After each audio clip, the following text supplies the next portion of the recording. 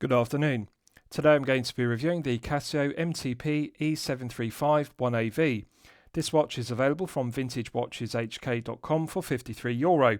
The watch is available in two colour options, silver or black. Of the two colour options, I think this black version is the best looking. So firstly, let's look at the watch roll that the watch comes in, and then I'll talk you through the specifications of the piece. So the watch comes in a watch roll which is housed inside this black cardboard Casio branded box. So I'll take it out of the box and show it to you. So as you can see, the watch roll comes protected in shipping inside a polythene bag. Now, this is the first time I've seen Casio use a watch roll. Even their more expensive G-Shock series of watches only come in a metal tin. Often Casio watches only come in a cardboard watch box, which is the watch sits on a plastic stand, for example, but this vinyl or PU leather watch roll is very aesthetically pleasing. We've got Casio embossed on the flap, and then we also have the question, what do I wear tomorrow? On the reverse, it also has the Casio logo embossed. Flawless stitching around the perimeter, and it's got a nice tan grained finish to the chocolate brown vinyl or PU leather. Two stainless steel poppers securing the flap, and the interior is fully upholstered with a contrasting brown velour fabric to good standard. Flawless stitching around the perimeter, no loose stitches, and in the centre we have a padded pillow cushion which is secured on the left and the right hand flanks with two stainless steel poppers. So the padded pillow cushion is correctly proportioned, it's very well upholstered with contrasting brown velour fabric. Two stainless steel poppers are very secure and it's very well made. So this snaps together very well, and they deserve credit here because this is good quality. And it's excellent presentation, because bear in mind this is a low tier price point piece at only €53, and one would expect at this price point to have a cardboard box and the watch sits on a plastic stand, but this is better. And it's the first time I've seen Casio use it, and it's clearly an intention that they're upgrading their presentation and their packaging even on low tier pieces costing only €53. So I really like the presentation. I think it is excellent. With regards to the items that come in the watch, this is the owner's instruction manual, clear concise diagrams. The instructions are in English. It details the operation of the module number 5716 quartz used in the piece. It's also translated into a plethora of foreign languages including English, and it's very good if you're unfamiliar with the module number 5716 quartz. One also gets this warranty card which is in the fold of a fold-out leaflet, and I'm pleased to report that this piece is covered by a 12-month international warranty, which is very good. And lastly, one also gets this cardboard tag which has the reference number of the piece. On the reverse we also have the reference number, the module number which is 5716 as I've detailed, and the barcode for the piece. So this piece is currently not available in Europe, but however it is available in Asia, and I've imported it from Hong Kong. Now I want to show you the bracelet resizing system because this is innovative. Again, it's the first time I've seen Casio use this, and they deserve full credit for this because as an alternative to using push pins or screw pins in the bracelet links, they have used this teeth system which is quick release.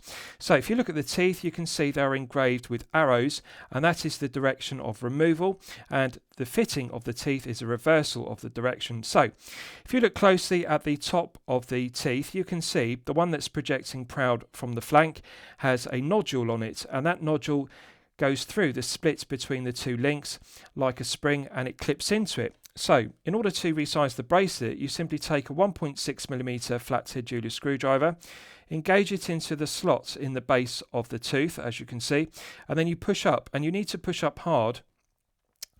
And what you'll do is you'll see that it moves up the tooth as you can see. And the tooth is a good snug fit. It's an interference friction fit. So you've really got to engage the tip. Just bear with me, I'll get the camera to focus again on it. There we are.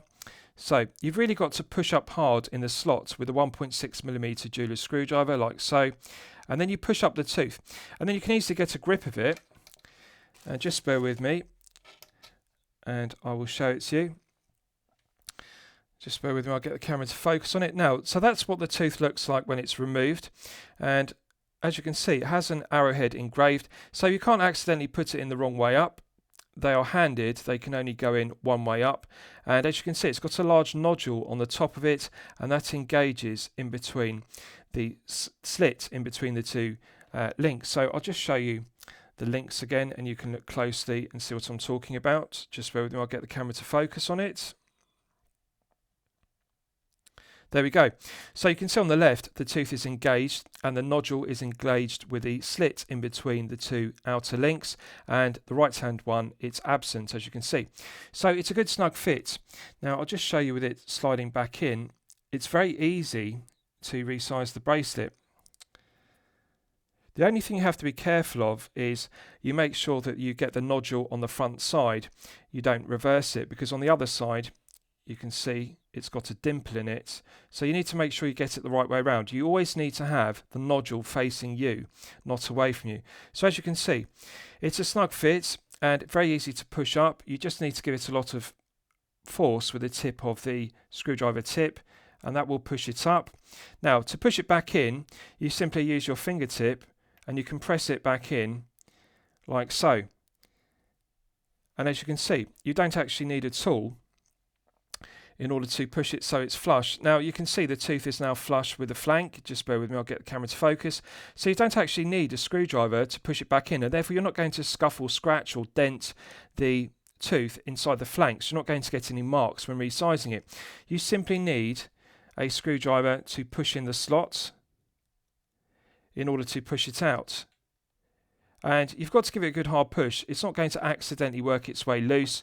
For example, when you're wearing the watch on wrist, these teeth are really snug, and the nodule, which goes in between the slit in between the links, that prevents the tooth from accidentally working its way out. It's a credible alternative to using push pins or alternatively screw pins in a bracelet. The negative is it uses folded links rather than solid links, and I will detail why that's negative of the bracelet, but the quick release system works very well. You simply need one screwdriver to resize, and it can be resized very quickly. And it's an easier system than using screw pins, an easier system than using push pins and a bracelet resizing tool. And there's minimal risk of damaging it, because as I've detailed, you can simply push the teeth back into the flanks just using your fingertip. You don't need a screwdriver. So works very well. I've removed 2 links to test it out, and I've resized the bracelet on the 6 and the 12 o'clock side, and I can tell you, it's a very good system, so they deserve credit for that. So, with regards to the specifications of the piece, this has 2 diameters because it's an octagonal case. Now, normally when I'm measuring the diameter of heads of the pieces, I measure from the 10 o'clock position to the 4 o'clock position, because most cases are round, and therefore that is the widest point of the case diameter. But this is not a round case, it's octagonal, it has 8 sides. So there are actually 2 different diameters, which I'll detail. Measured from the 10 o'clock to the 4 o'clock position, which I usually measure, it is 39.2 millimeters diameter. However, measured from the 9 o'clock to the 3 o'clock position, horizontally, it is 37.6. So there are actually 2 diameters to this case. It's 39.2 at its widest point, and at its smallest point it is 37.6. So I'm going to base the diameter on the largest dimension, 39.2, which is from 10 o'clock to 4, because visually it looks and feels like a 39mm rather than the 37.6, which it is from 9 o'clock to 3 respectively. But I want you to be aware, because Casio quotes the diameter as 37.6, but in actual fact it's 39.2 from 10 to 4, which is the conventional diagonal you take the measurement from. So we have a 39.2mm case diameter, we have a lug-to-lug measurement of 44.4mm and a thickness of 8.7mm. 18mm lug width, and the bracelet tapers at its widest point from 21.4mm at the lugs down to 17.8mm at the 2-button push clasp. So again, that's something to note. It's an 18mm lug width, but the bracelet tapers from 21.4 down to 17.8. It's not an 18mm bracelet, as one would expect. 2-button push clasp is made from pressed stainless steel, made from 316L grade, and it's engraved to a good standard with the Casio logo. 2 pushers are mirror polished, deburred and chamfered to a good standard. Now, it's a very light gauge of pressed stainless steel clasp. I would like to see Casio upgrade this with a longer clasp, solid milled stainless steel clasp, and also lengthen it so that we could have 3 or 4 micro adjustments in the flanks, because it only has the minimum 2 holes. And in the absence of half links in the bracelet, 2 holes really don't give enough adjustment. The negative of not having half links on the 6 o'clock and the 12 o'clock side of the clasp is often adding or subtracting one full link. It's not enough to get the correct fit. The bracelet will either be too tight or too loose because this doesn't have a micro adjustment clasp, it doesn't have holes in the flanks, we only have the minimum 2 holes. And that does give half a link of adjustment, but it's still not quite enough. They could really enhance this piece by adding a half link on the 6 o'clock and a half link on the 12 o'clock side, and also a longer clasp with 3 or 4 micro adjustments, alternatively a micro adjustment clasp with a ratcheting mechanism. So clasp is a negative, but one has to be magnanimous and realistic about this because this piece is only €53 in the low tier. We have a flat mineral crystal. Now, the negative of the mineral crystal is it's not as hard and scratch resistant as sapphire crystal, but again, one has to be realistic. This is €53. It is an acceptable cost-cutting measure at €53. The other negative is there is no AR coating. Now, when I tilt the piece at an oblique angle, you can see the negative of not having anti-reflective coating. It's a very shiny piece. It's highly reflective. The mineral crystal would really benefit from AR coating on the underside because when you tilt it at an oblique angle, it's very reflective like a mirror, and that's the negative. It reduces the legibility and the clarity. It's also compounded by the sunburst black dial, which is very shiny and reflective. Now, it's not as glossy as an enamel black dial, but however, it is more reflective than a matte textured dial, and although the sunburst black dial is very aesthetically pleasing, it's very shiny, as you can see, and it does reflect the light because of the lack of AR coating. The silver mirror polished applied indices are correctly proportioned and they are mirror polished to a good standard. I like the dial layout, it's clearly legible, and the silver applied indices contrast very well with the sunburst black dial. The white minute ticks on the chapter ring are crisp and high definition, they're sharp, they're not too thick and blurry, the quality of the printing is excellent. Casio logo has a nice sharp font, it's not too thick, and just the right amount of information, water resist and 50M for 50 metres. 50 metres of water resistance is perfectly acceptable for a daily wear piece. I think they could delete water resist because clearly 50M refers to 50 metres. Water resist is unnecessary specification, but however it does balance the Casio logo at 12 very well. At the 3 o'clock position we have a day-date complication, and the day complication is bilingual. It's in both Spanish and English, which is good. The printing of the font is nice and sharp, high definition and crisp, it's not too thick. The single and double Arabic numerals on the date wheel are also nice and crisp, they're sharp, they're high definition, they're not too thick. So legibility of the day-date complication is excellent. The white date and day wheels are both clearly legible and they contrast very well with the black text and also the black Arabic numerals used on the day and date wheels. So dial layout is very good, symmetry is good, legibility is good, but it's just a shame it doesn't have sapphire crystal because mineral crystal is not as hard and scratch resistant, therefore it's going to be prone to being scuffed and scratched. On a positive note, it does have a large bevel which projects above the bezel, and I like the way it catches the light, it's very aesthetically pleasing. The bezel is solid 316L grade stainless steel and it's mirror polished to a flawless standard, very low profile, and it's got a nice curved profile to it and it's very aesthetically pleasing. Now, I want to clarify something. Often low tier Casio pieces are made from brass cases which are nickel plated to give the appearance of stainless steel, but they're actually made from brass versus stainless steel. The negative of that is often the nickel plating wears off with daily wear and wear and tear, and it becomes scuffed and scratched, and therefore it reveals the base metal beneath which the case is made from, which is brass. But on a positive note, I'm pleased to report that this piece, the MTP-E735-1AV, is made from solid stainless steel. So every part of this piece, the bezel, the head of the piece and the case back, as well as the bracelet and clasp, are made from solid 316L grade stainless steel. There are no parts of this watch which are made from brass, which is nickel plated to look like stainless steel. Therefore, when this is scuffed and scratched, it's not going to remove any plating. It is brushed satin finished on the top side of the case and mirror polished on the flanks, and the benefit of that is, for example, if the flanks become scuffed and scratched, you can polish the mirror polished finishing and you're not going to be removing nickel plating from a brass case. That's the negative of brass cases, because when the plating gets scuffed and scratched, you cannot polish it to remove the scuffs and scratches as per a stainless steel case, but this is solid 316L grade stainless steel. So one thing I really like about this piece is the octagonal shape of the case, which is like 1970s Gerald Genta design, and it's got a nice profile because the octagon shape has slight curves to it, and as I've detailed, two different diameters from 10 to 4 it is 39.2, so it's wider, and between 9 and 3 o'clock respectively it is 37.6, but visually it looks like a 39mm. So quality of the finishing to the case is fantastic at the low tier price point of €53. We've got circular brushed satin finishing to the tops of the case, and then we've got longitudinal satin finishing to the two bevels on the edge of the lugs, and that contrasts with the flawless mirror polishing to the flanks.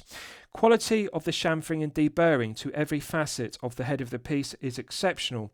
This is mid-tier level finishing, so to put that into perspective, low tier is €0 to €500 price point. Mid tier is €500 to €5,000 price point. The finishing to the bezel, the case and the case back on this piece is mid tier level, €500 plus level finishing. No sharp edges whatsoever. The transitions are crisp and sharp, but they've been deburred and chamfered very well. No sharp corners to the case. I love the angular brutalist design of the case, which, as I've detailed, looks like a 1970s Gerald Genta design. So, with regards to the bracelet, this is the negative of the piece. So, as you can see, visually it looks very aesthetically pleasing because it does have beautiful luster to the brushed satin finishing. Now, unusually for a flat link bracelet, it does not have longitudinal brushed satin finishing that one gets on Jubilee style or Oyster style bracelets. This flat link bracelet has horizontal brushed satin finishing, so the links are polished across rather than being brushed satin finished longitudinally from the head of the piece down to the clasp, for example, with longitudinal brushed satin finishing. So it's got horizontal brushed satin finishing, but you can see beautiful luster to it because it's nice fine grained satin finishing, and that contrasts with the flawless mirror polishing to the flanks. Now you can see the teeth because of course they're not solid links as I've detailed. They have the teeth which slide in and out of the links for the quick release sizing system, but the mirror polishing is very good. The positive of the bracelet is there are no sharp edges to the top edge or the lower edge of the flanks, both on the 6 and the 12 o'clock side. With regards to the end links, the end links articulate freely, 18mm lug width, and there is plenty of articulation, so it's very good. Doesn't feel stiff or kink, which is good. The negative is it's sloppy, as one would expect with a low tier piece costing €53. Lateral, side to side, up and down, longitudinal play in every single direction, and of course it rattles. It's a sloppy end link fit. So Casio could enhance this, but one has to be magnanimous. This is €53. Let's check the other side for continuity. Again, articulates freely, doesn't feel stiff or kink, so that's the positive benefit, but lateral, side to side, up and down, longitudinal play in every direction, it rattles. Now, the other negative is the bracelet rattles. Every single one of the links has excessive play, as one would expect with a folded link bracelet. This really is the negative of it being a folded link bracelet rather than a solid link bracelet using push pins or screw pins, because the tolerances are looser. And every single one of the links has lateral, longitudinal, side to side and up and down play. And on both the 6 and the 12 o'clock side, it's a sloppy bracelet. The positive is, because of all the excess play, it does articulate freely. The flat link bracelet does actually wrap around the wrist very well. None of the links feel stiff or kink, so it does curve around the wrist very well. It's a very well articulating bracelet, but of course the negative is too much play and it rattles and it makes a rattling sound. Now, there is one major negative to this piece I want you to be aware of. The one negative above all else I want you to be aware of. The negative of this having splits in the quick release resizing links, which I've detailed work very well, is that they catch arm hairs. Now this bracelet really is uncomfortable to wear. It's very flexible, doesn't feel stiff or kink, articulates very well, and visually it looks very nice with the beautiful luster, but the problem is no sharp edges to the top edge or the low edge of the flanks, so it doesn't have sharp edges, so it doesn't scratch the wrist, but each of these slits in the links for the teeth which engage, the problem is they catch arm hairs, and it doesn't matter whether you size the bracelet loose or tight on wrist. Whenever the bracelet moves on your wrist, it will pull your arm hairs, and it's incredibly irritating because it constantly pulls arm hairs. No matter whether you size the bracelet tight or loose, the arm hairs catch in these slits in every single one of the links. So it's a real shame because visually it actually looks very beautiful. I love the luster of it. The taper is very good for the 39.2mm head of the piece. The taper is good because it's an 18mm lug width, and an 18mm bracelet would have looked undersized on this 39.2 head of the piece, but it's got a large taper, 21.4 tapering down to 17.8, so plenty of meat on the bracelet, nice slight taper, which is good. And it does look beautiful, but it's just not comfortable. The feel-good factor is diminished because all of these slits in the links, they catch the arm hairs, and it's just a real irritating bracelet. Now, let's look at the clasp in detail. So again, this is a production cost-cutting measure in order to maximise profit margin per piece. It's a pressed stainless steel clasp. Now, on a positive note, it is made from stainless steel. It's not made from mild steel, which has been nickel plated to look like stainless steel. It's got a matte bead blasted effect to it, so it's satin finish. Now, they could have mirror polished it to make it more aesthetically pleasing. By having it matte bead blasted effect, it's a clear cost cutting measure because it means they don't have to mirror polish it, which increases production costs. But on a positive note, there's no sharp edges to the top edge or the low edge of the flanks. Let's check the hinge pins.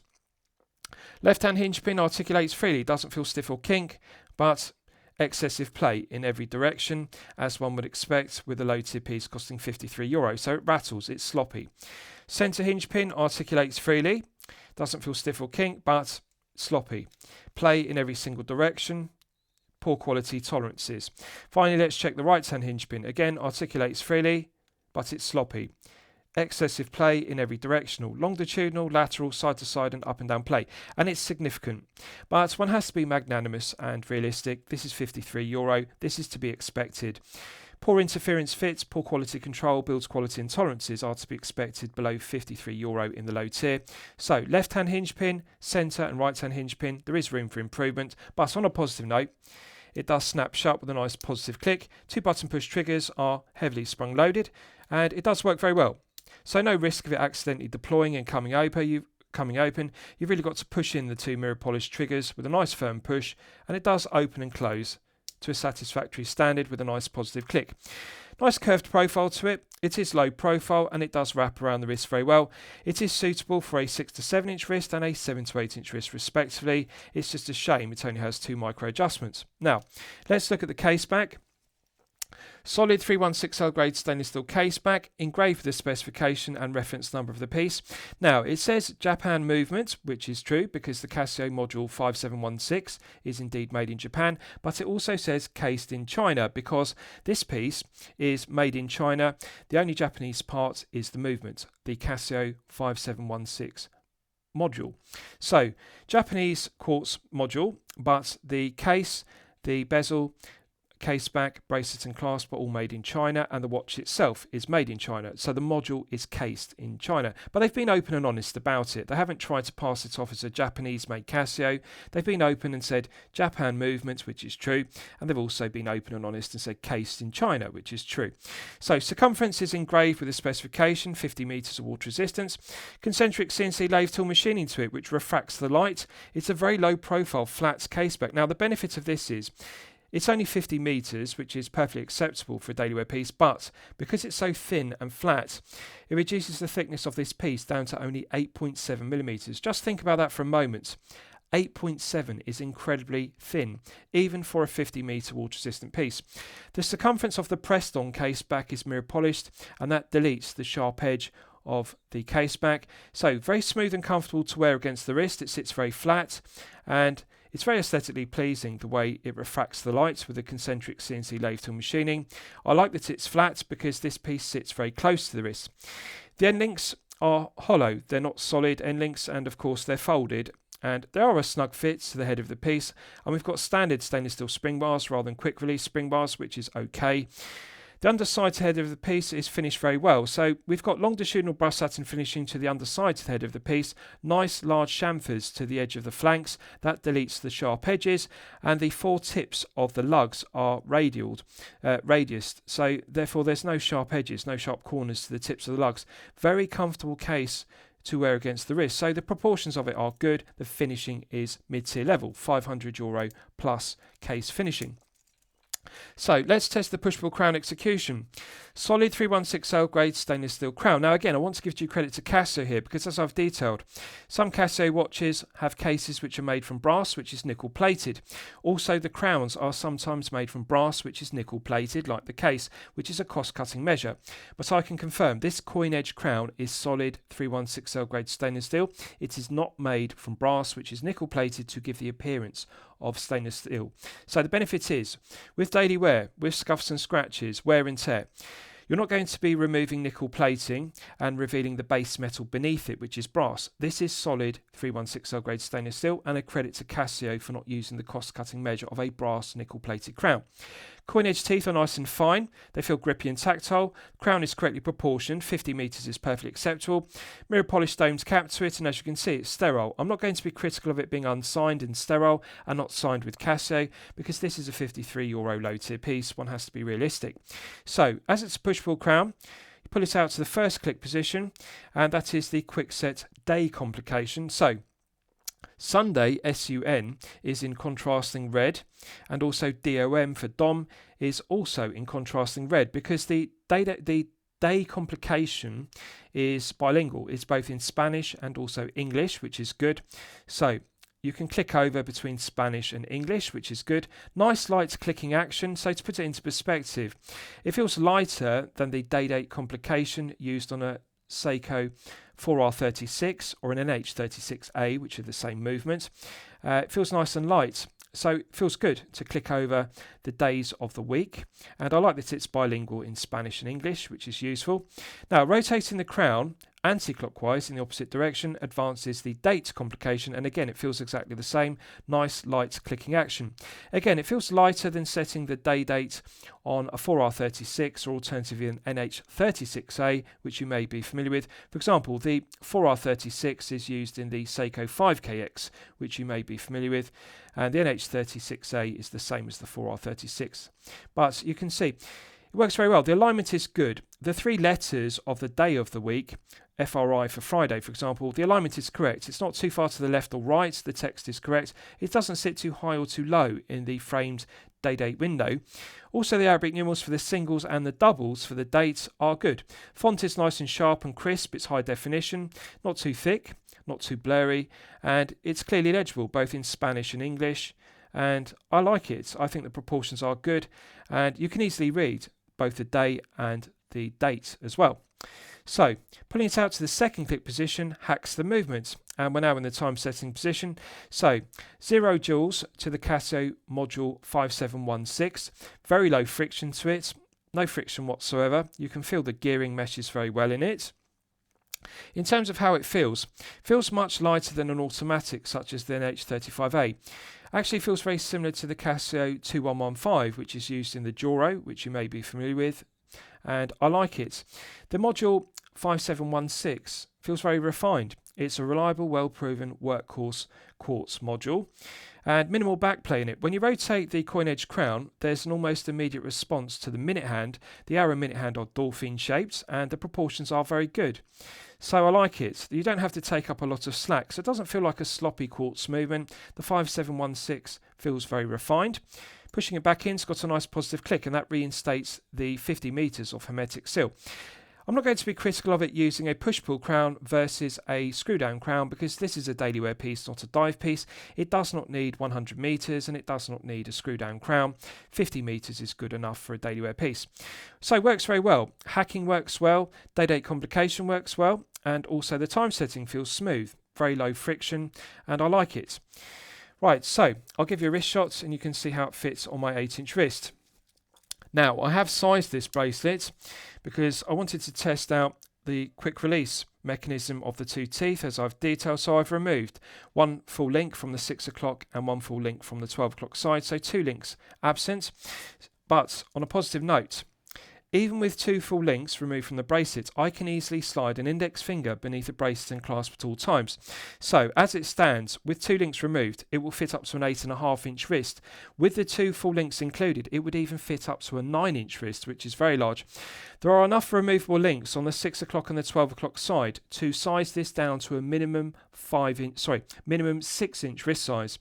However, if you have a 5.5-inch wrist size, that aren't enough. So that's something to note. If you're a collector with a smaller wrist, if you have a 5 to 5.5 inch wrist, the bracelet is going to be loose. There aren't enough removable links for a 5.5 inch wrist. 6 is the absolute minimum, with all the links removed on the 6 and the 12 o'clock side respectively. But if you have a very large wrist of 8 inches plus, this will size up to a maximum 9 inch wrist size. Even with 2 links removed, 8.5 inches easily possible. However, the negative is there are only 2 micro adjustment holes, and bear in mind I've got it on the maximum of 2. So 8.5 with 2 links removed. But main negative of this piece, as I've detailed, is bracelet looks visually fantastic. Beautiful luster to it, good taper on it. I think it looks great. Problem is, pulls arm hairs, because as I've detailed, the quick release links with the teeth that slide in and out. Each one of the links has a slit in it on the left and the right hand side, and every one of those slits catches the arm hairs. And now I've tried this with the bracelet loose and also sized tight on my wrist, just to see, does it make a difference? For example, if you wear the bracelet loose or if you wear the bracelet tight, it doesn't make any difference. This bracelet constantly pulls arm hairs. Every time the bracelet moves up and down your wrist, it catches and pulls arm hairs. So it's a real shame, because it visually looks fantastic and it really suits the head of the piece. It's got that 1970s gentle look because of the octagonal shape to the head of the piece with a round bezel. So, as I've detailed, the proportions are fantastic, because from 10 o'clock to 4 o'clock diagonally, this is 39.2. So visually it looks and feels like a 39mm, but from the 9 o'clock to the 3 o'clock horizontally, it's smaller, it's 37.6. But really it does look and feel like a 39 because it's 39.2, it's its widest points. The proportions are great. Even if you have a smaller wrist of 6 to 7 inches, it's a compact case because it's only 44.4. Now, you'll know from my previous reviews, I consider the sweet spot to be 48, because 48mm lug to lug will fit you regardless of whether you have a 6 to 7 inch wrist or a 7 to 8 inch wrist respectively. At 44.4, it is a very short compact case, and therefore it is particularly suitable for collectors with a smaller wrist of 6 to 7 inches. But, however, the problem is the bracelet pulls arm hairs. Taper is good. Now, I personally prefer the industry standard, which are often referred to as perfection personified. 20 to 16 is a very good taper for an oyster style bracelet or a jubilee style bracelet, but as this has gentler design with the octagonal case shape at 39.2, it is acceptable to have an 18mm lug width with a flared bracelet which is wider than the lug width. For example, had they used an 18mm straight bracelet with flat links, it would have looked too slender. They flared it, so it tapers aggressively from 21.4 at the widest point down to 17.8 at the 2-button push clasp, and it actually looks good. I personally would prefer 20 to 16, but 21.4 down to 17.8 does actually look very balanced. It doesn't add too much meat, because the thing I really like about this piece, even with the 2 links I've removed added to the bracelet, this is only 103 grams. It's an incredibly lightweight piece, and that's the benefit of it being quartz powered versus automatic. For example, if this was powered by the NH35A, it would be 13mm thick, but the other negative is it would increase the heft to circa 130 grams plus with all the links in the bracelet. But because it's a quartz module, 5716 powered piece, that reduces the heft. So not only is it very low profile and slender at 8.7mm thick, it also lacks heft. It's only 103 grams with all the links in the bracelet. So it feels very weightless. Feels very comfortable to wear, feels balanced, doesn't feel top heavy. Bracelet balances the 39.2mm head of the piece. Visually, it looks fantastic. The feel good factor is incredible, but negative is comfort level. Head of the piece is very snug, fits very close to the wrist due to the flat case back and the flat sapphire crystal, flat mineral crystal. And this is the benefit of not using a box top hat crystal or a double dome sapphire crystal, as so many Chinese brands do in the low tier. They often use 2mm thick box top hat crystals or double dome sapphire crystal, and that makes the piece too thick.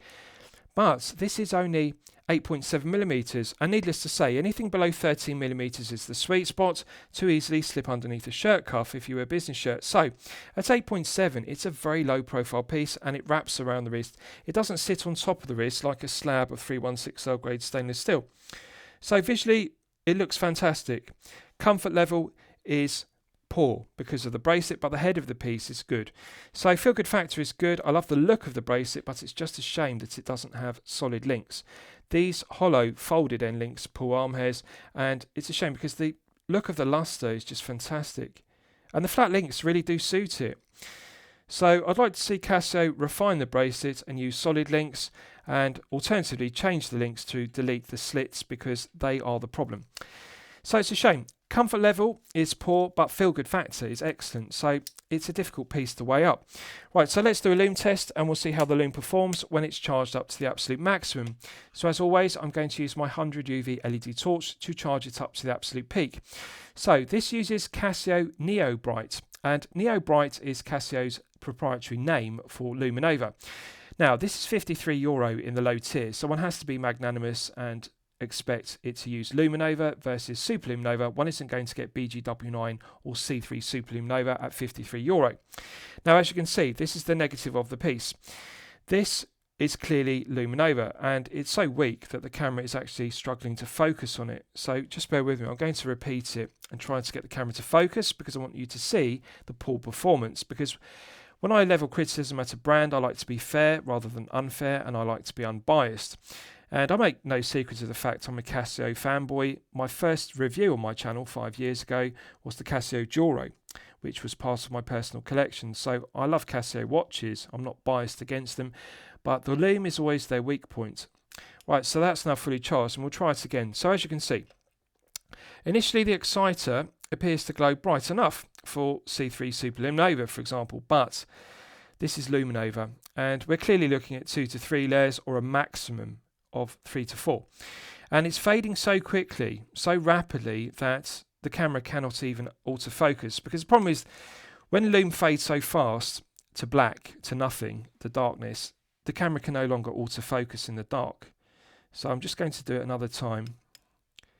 So as you can see, it fades so quickly, the camera will now lose the autofocus on it. So it almost fades immediately. The exciter doesn't have potency. I would like to see Casio upgrade to using C3 Super Luminova, or alternatively BGW9 Super Luminova, even if that means increasing the retail price points by €10 per piece. Collectors would happily pay an additional €10 per piece. For example, instead of €53, I would happily pay €63 if this used 5 to 6 layers of C3 or BGW9 Super Luminova on the Dolphin hands. Because as you can see, this Casio Neo Bright, which is actually Luminova, 2 to 3 layers of it, or 3 to 4, is dreadful. It's a disgrace to Casio, and this is the main negative of Casio watches, and the same applies to the MDV-106 and also even more expensive Casio pieces such as the G-Shock series, which really are their premium versions, and they all have this weak Casio Neo Bright Luminova. Now, as I've detailed, this is €53 and it's a low tier piece, so one has to be magnanimous. It's to be expected to see some cost-cutting measures like folded links in the bracelet versus solid links, and for example, mineral crystal with no AR coating versus sapphire crystal with AR coating. And the other main cost-cutting measure, of course, is the Lume. Casio Neo Bright Luminova versus C3 or BGW9 Super Luminova. So it's so poor that the camera struggles to autofocus on it, as you can see, fading to nothing immediately, and it's negligible performance. So in daylight it aesthetically looks white, it looks good, but in the dark it really isn't good for reading the time. It's the main negative of the watch I want you to be aware of. Very disappointing, but that is Casio at the €53 price point. Right, so let's discuss the movement used. So this uses the Casio Module 5716 Quartz. It has a 3-year battery life, has 0 joules. Day-date complication, which is bilingual, as I've demonstrated. The day is in both English and Spanish, which is useful. Has hacking, which works well. And also, the stated accuracy is plus or minus 20 seconds per month. So just think about that for a moment. That's not plus or minus 20 seconds per day or per week. Plus or minus 20 seconds per month is better than plus or minus 1 second per day accuracy. Incredible accuracy. And I can confirm the 3-year battery life is correct, and also I can confirm that the plus or minus 20 seconds per month is correct. This is running better than plus 1 second per day. It is incredible accuracy. And bear in mind, this is a €53 piece. You could potentially purchase this piece and wear it daily for 3 years without needing to change the battery. It's fantastic. It's reliable, well proven workhorse quartz caliber. 5716 is well respected. It's used in a plethora of Casio watches and it is well proven. The build's quality, quality control, materials and reliability above all else are excellent. Accuracy is excellent. I like the 3-year battery life. Hacking works well. Day-date complication works well. Time setting feels smooth. No negatives to it whatsoever. The 5716 module is the correct choice at this price point of €53. In terms of quality, it's very similar to the 2115 module, which is used in the Casio Joro, in terms of how robust it is, how reliable it is. But of course, this has the added benefit of the day-date complication. The Joro movement, the 2115, only has the date complication. This has a day-date complication. So that's the benefit of the 5716 versus the 2115. Which would have been the other alternative used in the Joro. So made in Japan, it's really a Miyota module and it's rebranded as the Casio 5716, but in reality it's a Miyota quartz which is made in Japan, and the watch itself is the module is cased in China. The watch is built in China using a Japanese quartz module. So good movement, reliable, accurate, 3-year battery life, no negatives to it whatsoever. So lastly, I'll summarise the piece. What do I think of it overall? Well, when I'm considering reviewing a watch on my channel, the watch should meet 2 criteria. It should be both excellent quality and excellent value at the respective price point. So, low tier piece, price point is €53. Yes, it is unquestionably excellent value at €53. And the thing to note is, unlike other €53 price point low tier pieces from Casio, this does not use a brass case which is nickel plated to look like stainless steel. It's solid stainless steel. The crown is solid stainless steel. It's not brass nickel plated. The bracelet is also solid stainless steel, and the clasp and the case back. So every part of this watch, including the bezel, is solid stainless steel. No brass nickel plated parts whatsoever, which is good. So value is excellent. Now, quality, I'm going to say, is good. I'm not going to say quality is excellent. I'd love to say it's excellent and declare this a champagne watch for lemonade money because I really like the piece. But however, I can't because bracelet is sloppy. Now, of course, one has to be magnanimous about the bracelet and clasp having too much play. But the problem is, it's the slits in the folded links. They pull arm hairs. So comfort level is diminished. And that downgrades it from being excellent quality and excellent value down to good quality. I'm going to say good quality. I can't say excellent because it's just uncomfortable. That's the truth of it. Visually, it looks fantastic. Feel good factor of this watch is 10 out of 10. Comfort level is poor. And it's a real shame that they didn't use solid links, because had they used solid links in this flat link bracelet, it would look good and also feel good. So comfort level could be enhanced to excellent. So value is excellent at €53. It is still worth buying for the head of the piece alone. For example, you can delete this bracelet because it pulls arm hairs. It's uncomfortable. But on a rubber strap or a leather strap, this will be a very aesthetically pleasing piece because of the octagonal Genta style case. The proportions are fantastic and I really like it. Visually it looks fantastic. It's just a shame the bracelet pulls arm hairs. It is still worth buying at €53 for the head of the piece alone, and just disregard this sloppy bracelet which pulls arm hairs. And I think it's a great piece. So that's how I'm going to weigh it up. I'm going to highly recommend it to you for consideration. I hope you've enjoyed my review of the Casio MTP-E735-1AV. Please feel free to post your own comments below the video. Thank you for watching.